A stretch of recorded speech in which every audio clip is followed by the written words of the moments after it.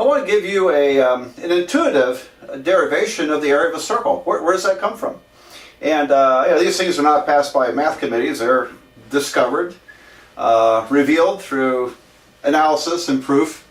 And the area of a circle was, might have been guessed before his time. I'm not sure of the history of it, but I'm pretty sure, I think the first person who got credit for it was probably Archimedes, who lived, when did he live? A long time ago. Over 2,000 years ago. I forgot his dates.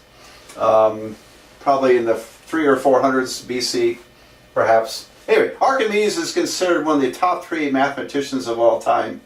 And it's amazing what he did. There was a book of his that no one had ever seen in modern times, was discovered about, I think, in the past 20 years or so. I started to read a book on it. I hadn't read the whole book, but someone had, I think it was called a palimpsest. Okay, you look that up, you might find that I'm talking about something wrong. But I think the name is a palimpsest. It was a set of vellum pages, sheepskin, on which stuff was written. And it was a poem that was like 900 years old. I think this is it. I'm going from memory here. It's been a couple of years. And so people were studying this poem from 900 years ago, written on sheepskin, and they noticed some really faint markings or something. Anyway, they took this thing and really started analyzing with some high-tech equipment. And what they discovered was that wasn't the first thing written on that page. Sometimes people would reuse these pages because paper was expensive centuries and centuries ago. Sheepskin was, made into paper was very expensive. So if someone had a book and they didn't care what it was, they might, gently scrape off all the ink and then reuse it. And that's what they did. And when they got into it and analyzed it, they discovered it was a book of Archimedes. Now, I don't think it was Archimedes' handwriting, but it was a book of Archimedes that we had not seen in modern times. Very interesting. Anyway, I'll tell you my favorite Archimedes story, then I'll get on with the show here. Late in life, he was, the town he was in, I can't remember the name, was under siege by, it may have been, I don't know who was under siege by. I don't, you can look this up if it's important. All right. So, but they had walls, and walls do work. They do keep people out. And so the town was surrounded with walls, and the soldiers were up on the ramparts. And when this invading army showed up on the shores, they started lobbing stuff with catapults, probably big boulders, maybe things that were on fire. Anyway, they kept the catapult barrage going against this army, and it must have had a lot of catapults. And they managed to keep them out there, keep them at bay. Well, the army gradually worked its way in, and as they got a little closer, the catapults were adjusted so that they would fire not quite so far and would hit the soldiers there. And this went on for days. I guess, according to the legends, it went on for days. And finally, they were able to breach the walls and take the town. But the general of the army, who was attacking the town, wrote back to his king and says, if it weren't for this old man behind the tower there, I would have had this town taken days ago. I would have been done a long time ago. And so, because he had heard about this guy up there, Archimedes, who was able to calculate the length of the catapult arm. So the catapults apparently were adjustable. They could adjust the length. And based on the estimated distance, he could calculate the length of the arm to throw lob the stuff that far, the artillery that far. Very interesting story. Now, it turned out once the town was taken, legend has it that Archimedes was working on a math problem, a geometry problem in the sand, and a soldier came by and ordered him to move, and he said, well, wait a minute, I want to finish this. He was impatient and decided to kill Archimedes. Had no idea who he was killing, so big loss, big loss. But anyway, Archimedes was amazing guy. There's other stories about him. You can look him up. All right, so what I'm doing is probably not what Archimedes did, because it's not a formal proof. But maybe he got the idea from it. All right, so think about this. Let's look at a sector of a circle, or a wedge, and we know Yeah. Here's theta. And here's what I'm going to do. Let me see. Let me start over here. If I take a circle, I hear my phone ringing, but it's probably a spam phone call. Yeah, that's not a very good circle, but yeah, work with me on this. Suppose I divide the circle up into n pieces. Okay, so n sectors. All right, and here's one of them.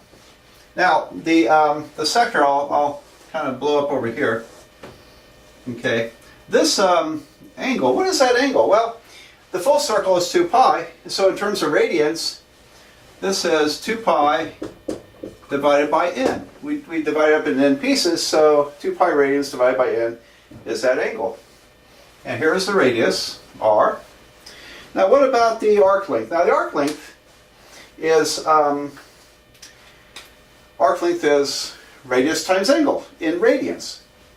And so the arc length here is going to be 2 pi r over n. There we go, 2 pi r over n.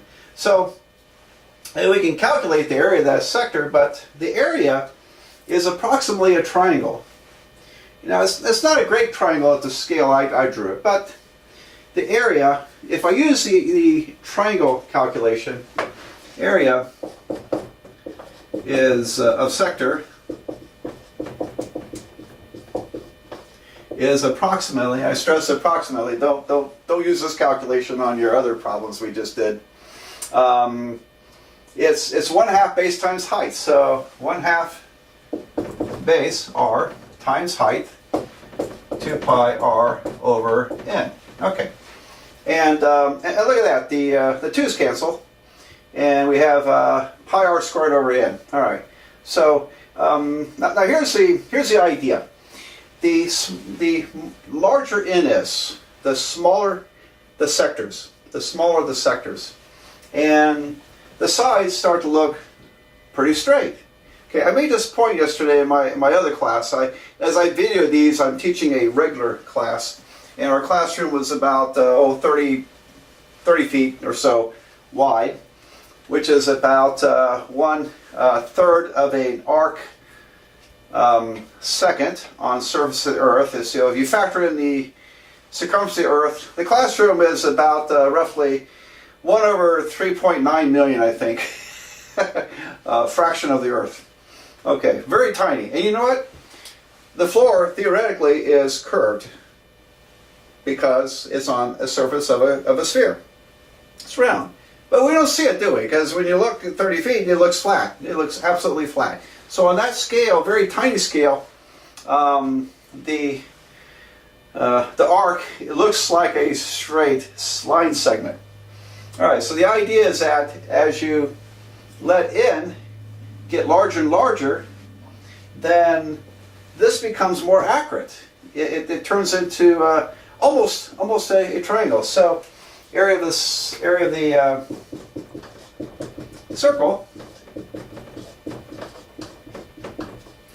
would be approximately, and I have 10 of these, n of these, n sectors. So if I multiply n times 1/2 r times 2 pi r over n, and all this stuff,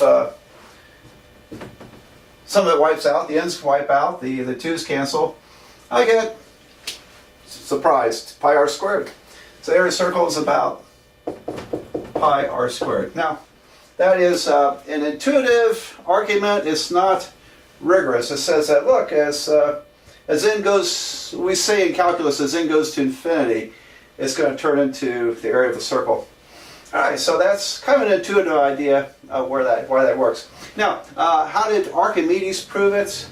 I'm not totally sure, but I'm pretty sure he proved it pretty much the way I proved it in calculus videos I did. So on YouTube, I'll have a link to the calculus video I did.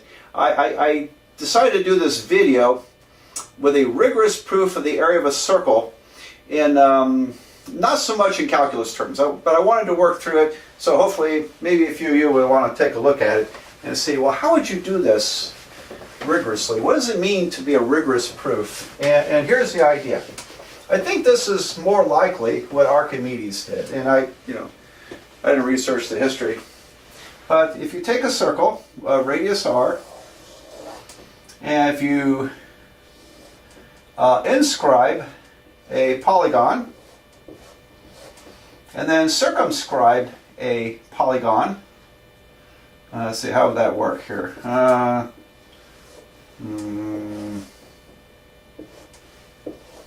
Okay, I'm not doing this very well, but we have in this case I drew a hexagon. I have a hexagon inside the circle, and I have a hexagon surrounding the circle. Now, we can calculate the area of a hexagon, but the area of the circle is between the two hexagons, right?